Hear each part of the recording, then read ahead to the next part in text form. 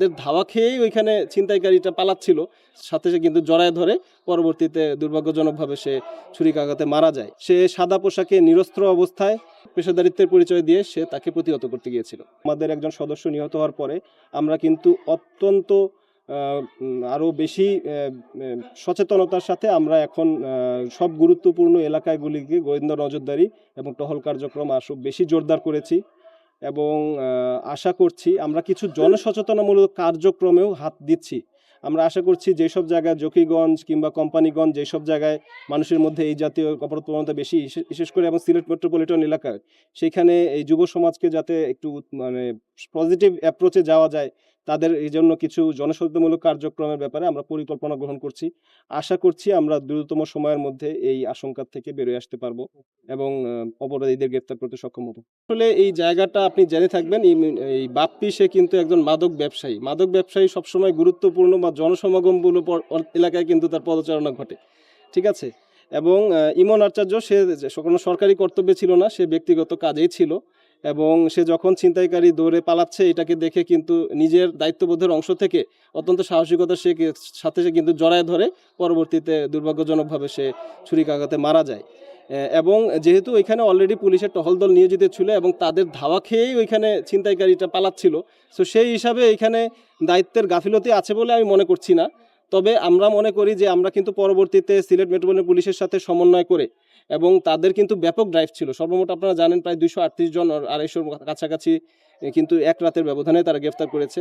আমাদেরও সদস্য তাদের সাথে একসাথে হয়ে যাতে আমরা সিলেটকে অ্যাটলিস্ট ঈদের আগে নগরবাসীকে আরেকটু নিরাপদভাবে উপস্থাপন করতে পারি, সেটা ছিল আমাদের প্রচেষ্টা।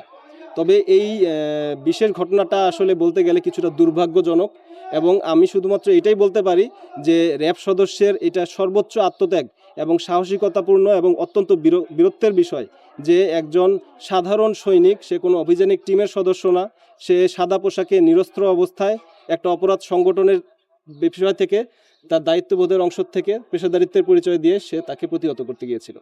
এ ব্যাপারে সিলেট সদর থানায় ইতিমধ্যে মামলা রুজু করা হয়েছে।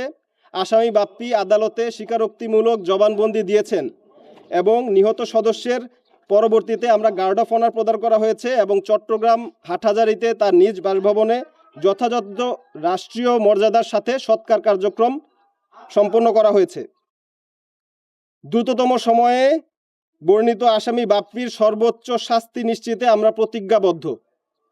সাম্প্রতিক সময়ে ছিনতাইকারীদের অপতৎপরতা রোধে সুনির্দিষ্ট গোয়েন্দা তথ্যের ভিত্তিতে গত 11 এপ্রিল মৌলভীবাজারে 2 জন, 19 মে ব্রাহ্মণবাড়িয়ায় 5 জন এবং গত 2 মে মাননীয় প্রধানমন্ত্রীর সমাবেশস্থল জেলা স্টেডিয়ামের সন্নিকটে 10 জন ছিনতাইকারী চক্রের সদস্য গ্রেপ্তার করা হয়।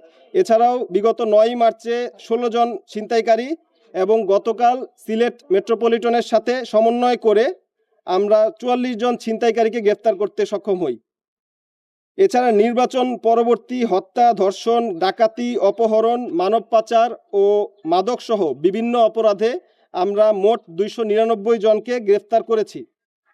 এছাড়াও সামগ্রিকভাবে সকল ধরনের অপরাধীদের বিরুদ্ধে আমাদের বিশেষ অভিযান চলমান রয়েছে।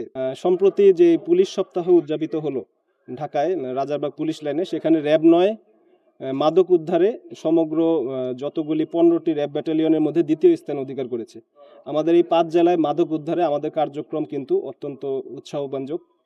তো এছাড়া এই কিশোর গ্যাংয়ের উত্থান এবং সার্বিক এই ছিনতাই এবং এই জাতীয় যত রকমের অপরাধ প্রবণতা রয়েছে সেটা রোধে কিন্তু আমরা এখন পর্যন্ত এই প্রায় 77 জন ছিনতাইকারী এবং মাদকাসক্ত যদি বলে থাকেন, সেক্ষেত্রে আমরা কিন্তু গ্রেফতার করতে সক্ষম হয়েছি।